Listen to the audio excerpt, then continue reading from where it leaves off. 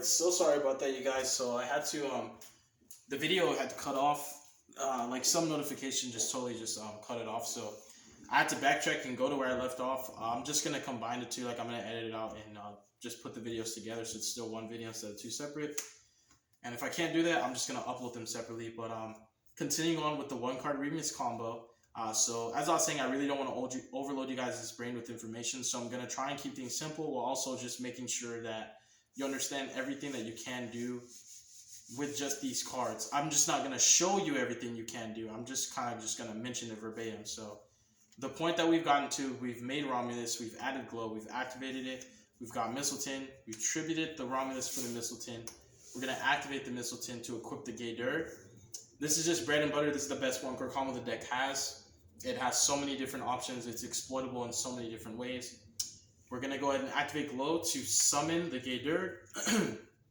Where they're going to activate Gay Dirt. So the three best cards that you can add and pitch off of this are going to be Chamber, Tracer, and Parlor. So what you're going to do is you're going to use Gay Dirt to dump any one of these in grave. Go into a tomb to extend into a Reborn card, which would be either Nurse for your Dragon Maids or Red MD for any dragon.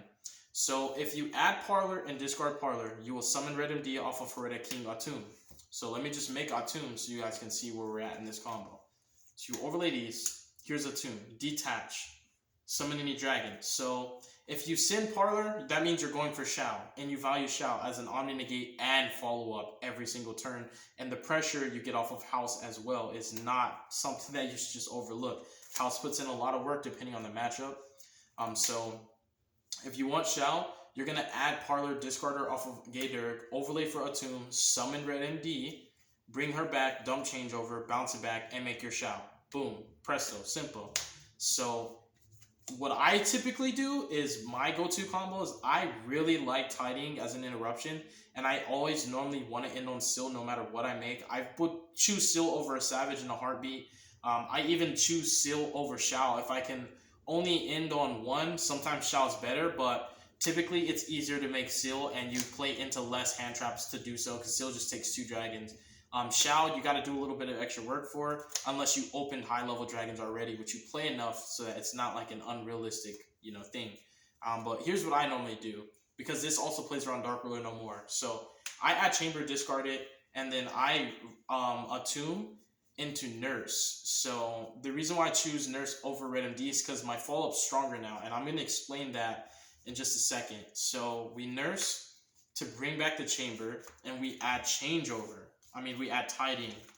Then we link these off into Seal, and you have Seal Tidying with Atum pass. So you have follow-up from Ravine, you have follow-up from Atum, you have follow-up from Tidying, you have follow-up from Seal, and you have 2 interruptions. So this is like a really good bare bones combo. The other option is to add Tracer and discard it, and then bring out Red MD, bring back Tracer, and end on Seal plus Savage. Seal plus Savage is really, really strong. Just like Shao Pass is really strong, and even Seal plus Tiding is really strong. The reason why I normally always choose Tiding plus Seals over all of those options, and I choose to not have an Omni Negate, is because, like I said, it plays around Dark Ruler, it plays around blowout cards better. And the other thing is, you already have so much follow-up to work with that you can easily push, right? You know that if you're working with this 1-card combo, your board will get broken. 1 card got you all of this follow-up, though. And the other thing is, you have not summoned Striker. And even if I go the Tracer route for Boreal Savage, I leave Striker. You haven't summoned Savage, you haven't summoned Pisty, you haven't brought out Shao, Furious. You haven't made your big power plays yet. So your follow-up can be more aggressive because your turn 1 combo is nothing compared to the turn 2 combo that you're going to do. Your turn 2 combo is going to look like what your turn 1 combo should have been. But that's because you needed to set yourself up for it. If all you started with was Remus, and no other engine, then you need to combo on turn 2. So I like to give myself some stability and some security to make sure that I can live for my turn 2 to be a possibility. So I think that just playing it safe while still consolidating enough resources to do so and be able to also kind of play around certain blowouts and have a solid enough eruption to at least make your opponent waste your battle phase. That's what Seal can do for you. You can Seal bounce summon Sloth, make them throw their battle phase to kill Sloth, and now you know you're not going to die. Even if they put up a multitude of negates, like I said, yeah, boot sector launch, you haven't accessed your rocket engine yet, and any normal summon that gets negated can go into striker, striker for launch, striker pop add tracer, you know, because you can discard the ravine, send Absolrouter, or you can just pitch tracer. There's just too many different options, so you can always push a lot harder with the Seal Tidying board. That's why I really feel like this is the best in board off of the one card Rimus. I'm not gonna go do it in this video, but spoiler alert, Rimus is also a one card Buster lock. You can get Seal plus Arma Levitin equipped with the Buster Whoop from the Buster Blader archetype. So you extra deck lock your opponent completely, but the only follow-up you get is Seal, and if it gets Ash, then you're just kind of sitting on a beat stick. So that's part of my new list. It's something that I've been toying with because I really wanted to see if I could bring the Buster Lock back consistently. It does require 2 more bricks to add to the list and a few bricks that I could take out, so it's kind of a swap. But it's for another time. So now we're going to get to some more one-card combos. This deck has 17 one-card combos. You have 3 Chambers, you have 3 Black Metal, you have 3 Parlor, you have 3 of your Rimuses, you have 3 Quick Launch, 2 Tracer. Ravine is technically the same thing as Rimus, except you have to discard more, so it's like a 1.5 card combo, but you have so many insane starters that all they need to do is resolve, and you can see at your entire deck, pretty much, just off of those resolving. So other one-card combos that are just, I can show these very fast, and it won't take as long because what Black Metal, Parlor, and Chamber all do is put 2 dragons on the field, and I'll show you what that does. And even the Rocket Engine can do that if you're going second. Let's say you normal Tracer. Tracer's a 1-card Romulus because you can Tracer for launch with Striker, and then use the launch to bring this back. So that's a 1 card that makes 2 dragons, but your opponent has to control more monsters, so it's obviously only realistic either going second or if you're playing through Gamma going first, which is insane that this deck can do stuff like that, that you can get interrupted, your opponent can like Gamma your normal summon, you can power play into a quick launch, and I mean power play because it's going to be insane. You can quick launch into this, you know, you can make your striker, add your launch, activate launch, bring this back, and make a 1-card Romulus through Gamma. Because people will Gamma, Parlor, and Chamber because they know that these cards can make Shao. Shao can stop Gamma. So if Gamma's their only hand trap, they're forced to use it or lose it. So, and that's only for people who know how this deck works. If people don't know how DRAGONMAID works, they'll let this card resolve, and it's just their demise because these cards can literally put an Omni Negate up before you combo. Same with Remus. Remus can put Crystal Wing up on the 5th summon. So it's crazy. Seal plays around Skill Drain. You know, it's just nuts. This deck's nuts. So these are just really, all of these, again, are just little chunks and nuggets of information that I feel is really valuable for you guys to know so that you don't have to take the same L's and you don't have to really get the hard knock lesson. You can just get a good lesson from me. I had to learn this through experience, and I had to learn the hard way. There were games that I lost that I felt like I could have won, but I had to realize the mistakes that I made first and not repeat them. So hear me out so that you can learn. Don't make my mistakes, and you'll perform better than me. So you'll grow a lot faster with this deck than I did because you won't have to make the same mistakes as me. So I really think that paying attention to these videos is just really important. So 1-card combos, let's say it's Chamber, Parlor, Black Metal. You resolve any of these, all you're going to do is go into Romulus. So Parlor, dump, for example, Parlor, dump, Tiding. The only thing is you're just going to make Striker on the way so that you can get some better engine and follow-up. So any normal summon 1-card combo, you get Striker, get Launch, then activate the Reborn card that you got off Parlor, being Tiding or Chamber gets you Hospitality, make your Romulus. Black Metal, same thing. Red MD, you know, Striker, Launch, make Romulus. They're all 1-card Romuluses. All of these are 1-card Romuluses. So you make Romulus, and what you're going to do, and these are also 1-card seals. The reason why I don't just go seal pass is this. So if I am only working with 1 card, it's the same thing with the Remus, you know, the 1-card Remus combo. All the follow-up that I choose over the best interruptions, I choose the best follow-up because I know boards can be broken, and typically, you know, the board I'm making, when I'm not confident in it and I know it's just a 1-card combo, it's not like it's an unbreakable board. It's not going to be hard.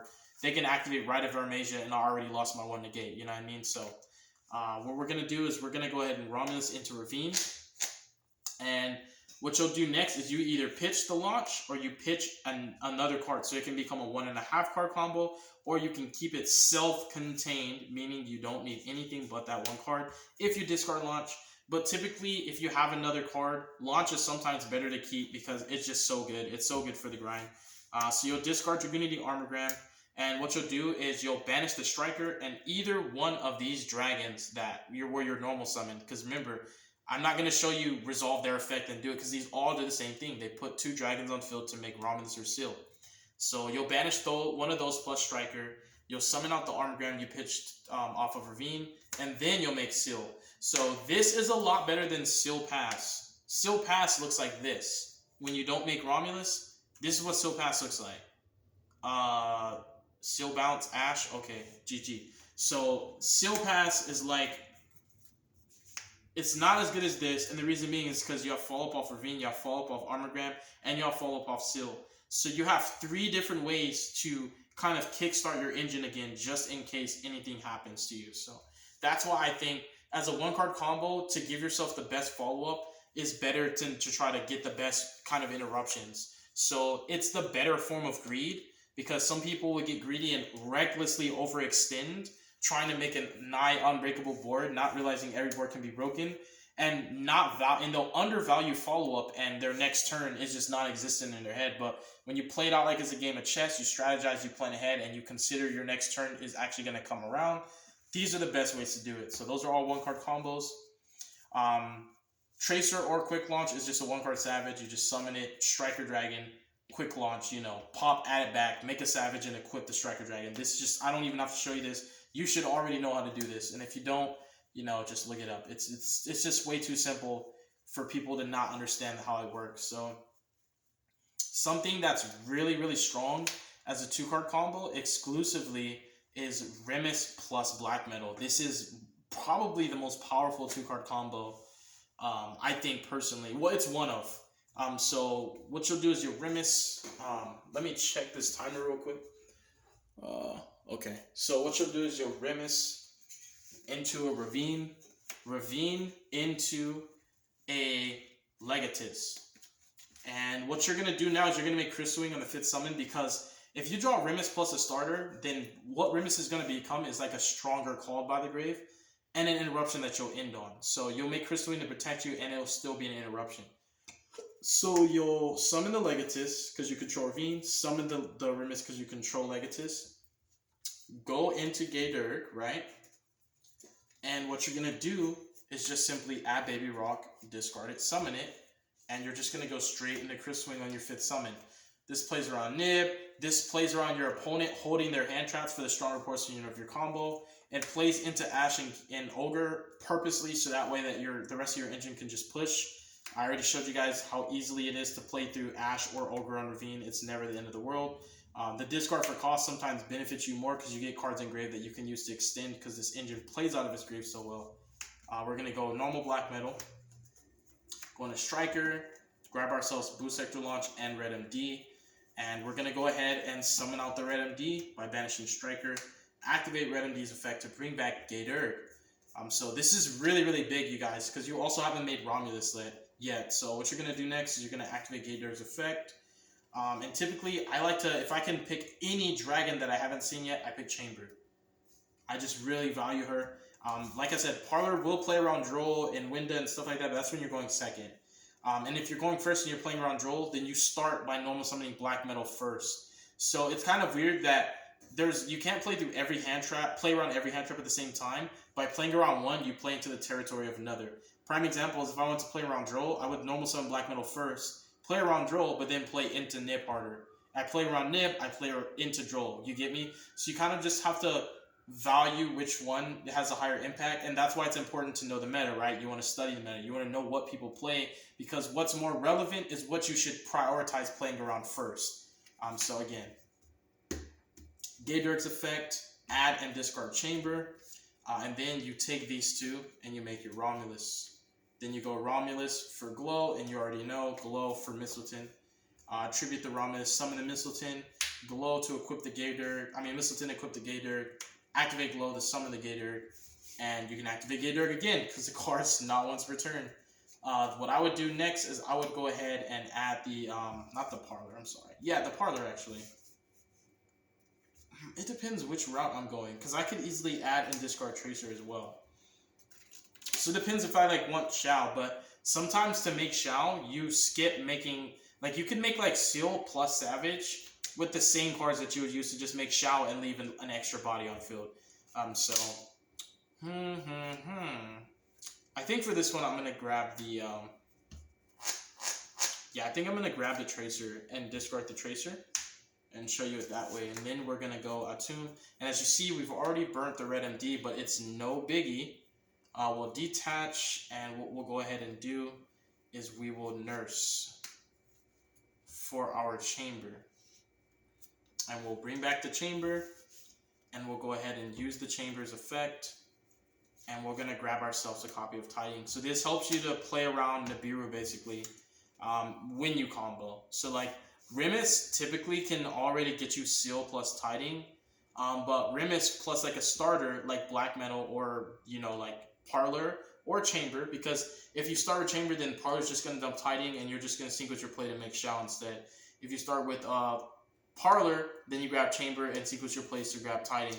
If you start with Black Metal, then you can just do pretty much anything you want because you can get Tracer access. It's just totally what you want to do basically, because this right here is more than enough to be greedy and like combo more, but I feel like this is enough to end on. So we grab ourselves Tiding, we've protected ourselves from Nibiru the entire time, and then we'll link these off into Seal, and you'll get Seal, Crystal Wing, Tiding.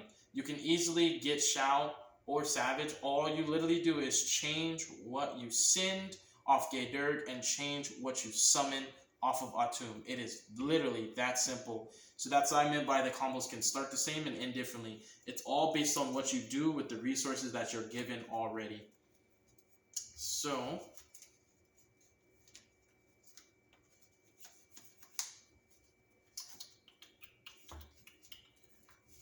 we'll grab these, and I'm gonna do, because I'm getting ready to eat dinner too, you guys. So what I'm gonna do is I'll show you one last one, and then we'll do like a part 2 or even a part 3 depending on how it goes.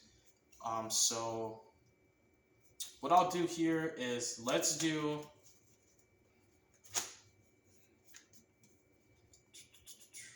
like Parlor plus Hospitality. This is a very decent 2-card combo. It plays through at least 2 low impacts and still gets you good engine. It plays through 1 low impact and will still get you good engine. If your opponent has 2 low impacts, it depends on what they are.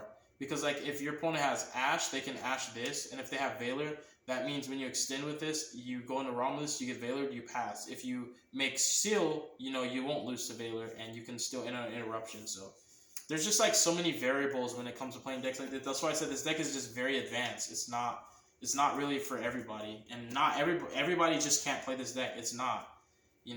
There's certain decks where anybody can play it, and it doesn't matter what your skill level is or how good you are as a player. So what we'll do is we'll summon Parlor, dump Tiding, and we'll go Striker.